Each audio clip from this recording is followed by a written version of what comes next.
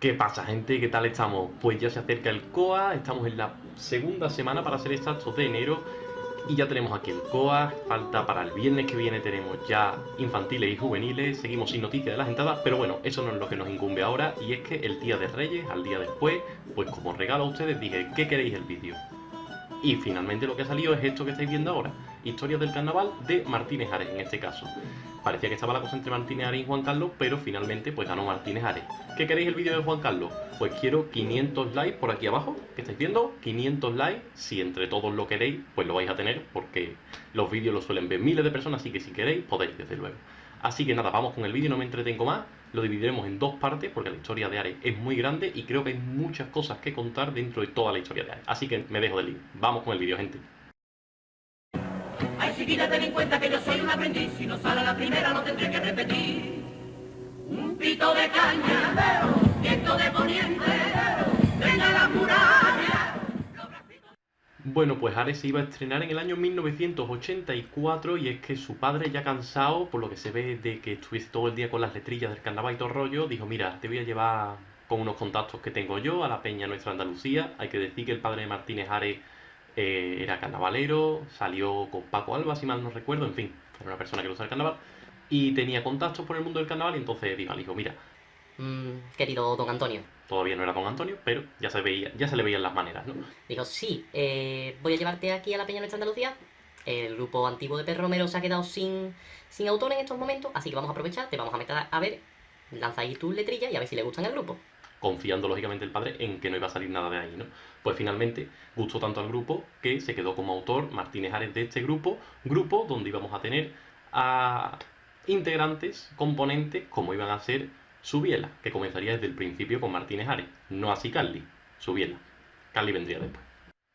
Pues en este 1984, con autor de letras, música y como guitarra, tendríamos a Martínez Ares en el grupo llamado Requiebro, que conseguiría el entrar en la gran final en sexta posición, ya que este año pues entraban 6 agrupaciones en la gran final, pero bueno, no cualquiera puede decir que en su primer año entre en una gran final del concurso del COA.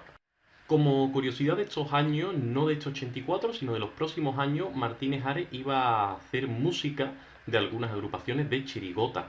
Algunas agrupaciones que serían como por ejemplo las del Cherry. El Cherry tuvo dos agrupaciones donde la música se la hizo Martínez Ares, que es algo curioso saber que Martínez Ares estuvo por ahí ya en sus primeros años con 19-20 añitos poniéndole la música al Gran Sheriff. La historia de Ares es tan amplia y tiene anécdotas tan curiosas que desde luego nos vamos a ir año por año intentando desgranar algunas de estas, pero no todas, lógicamente. Si queréis más información, pues ahí están los libros de Ares, de su biografía y sus cosas, donde podréis encontrar toda esta información, lógicamente. En el 85 y en el 86 íbamos a tener a Zombies y de Locura, que fueron dos agrupaciones semifinalistas en este caso. Con Esto es Carnaval, en 1987, tendríamos ya en el bombo a un tal Carly, que Carly Brihuega comenzó como bombista en la agrupación de Martínez Ares, que a algunos les sonará, por supuesto, y aquí se formaría ya ese Carly Subiela, ese dúo tan mágico. Ares iba a entrar en otra gran final. Este iba a ser su segunda gran final en estos 4 años, que esta vez conseguiría un cuarto premio. El año 88 trae una anécdota muy interesante para mi gusto y es que Pedro Romero y Antonio Martín no se iban a presentar al concurso. ¿Por qué no se iban a presentar? Pues porque resulta que este año se iba a cantar en el Teatro Andalucía, ya que el Teatro Falla se encontraba en obra, entonces pues había que estar en otro teatro, pero se les prometió a las agrupaciones que ese año ya se iba a cantar en el Falla, entonces se negaron en rotundo a cantar tanto Antonio Martín como Pedro Romero.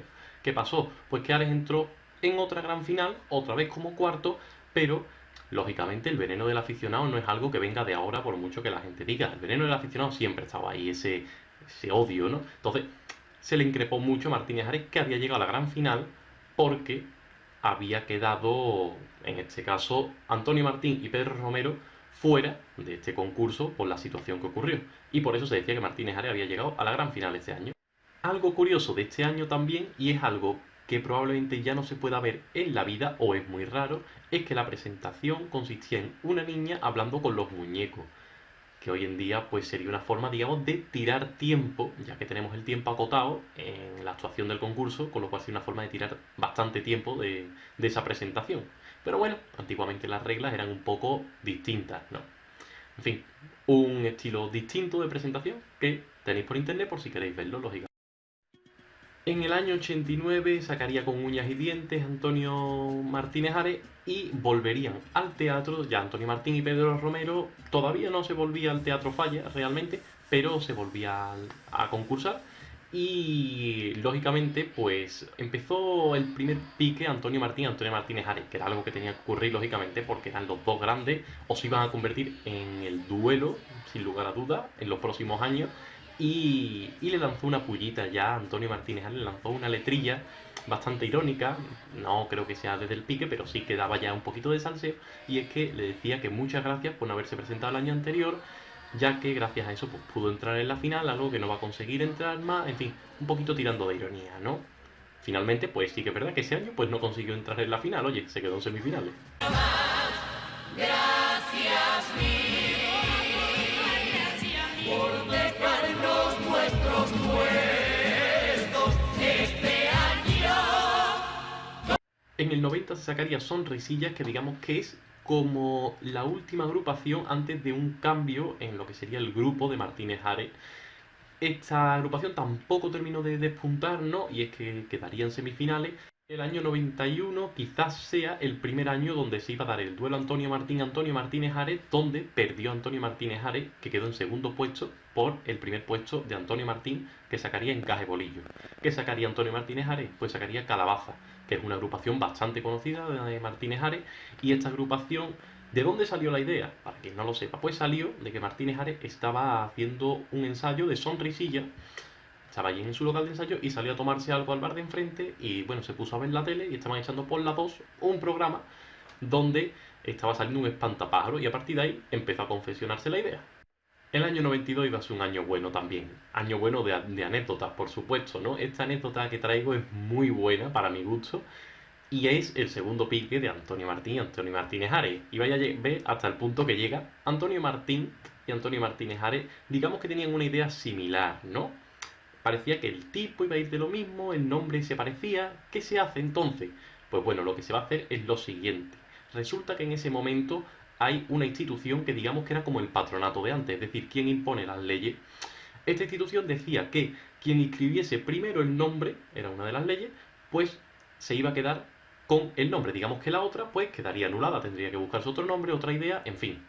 Pues ¿qué se hizo? Pues para que veáis cómo era la cosa. Martínez Ares cogió y se fue a primera hora del primer día que se abrían las inscripciones al teatro, o bueno, a donde había que inscribirse.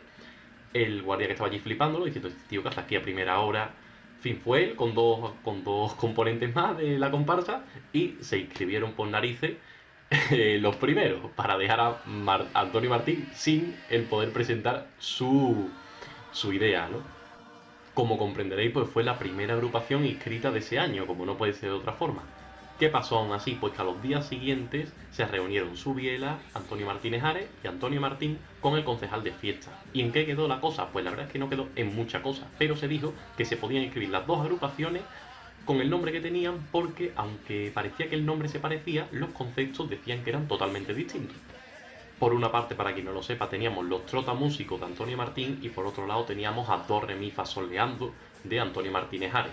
¿Quién iba a cantar antes en el teatro? Pues iba a cantar primero Martínez Ares. ¿Y qué se le ocurrió a Martínez Ares?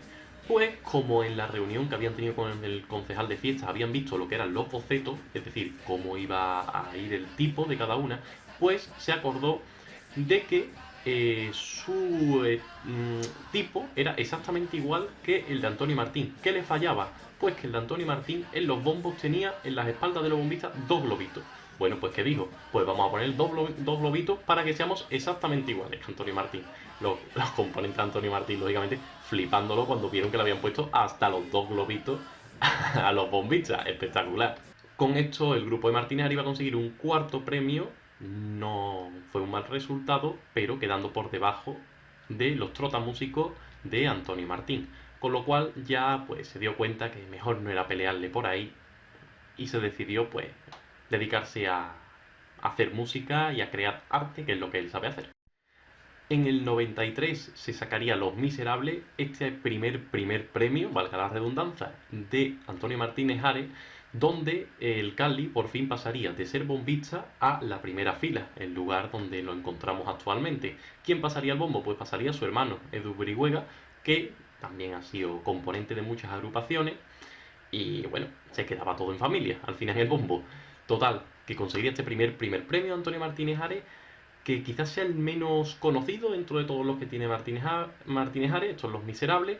¿Qué es lo que más se recuerda, sin lugar a dudas, de esta agrupación? Pues como no puede ser otra forma, ese paso doble, para quien no lo conozca, donde criticaba a la Iglesia, paso doble muy conocido de Martínez Ares, que no puedo poner aquí, por supuesto por temas de copyright, pero si queréis escucharlo, me han dicho el Santo Padre, lo ponéis en el buscador de Google y lo escucháis tranquilamente, para quien no lo sepa. Total, que con este paso doble pues se ganó la crítica de la Iglesia, lógicamente, y lo echaron de su hermandad de Semana Santa, de la que había sido hermano durante toda la vida.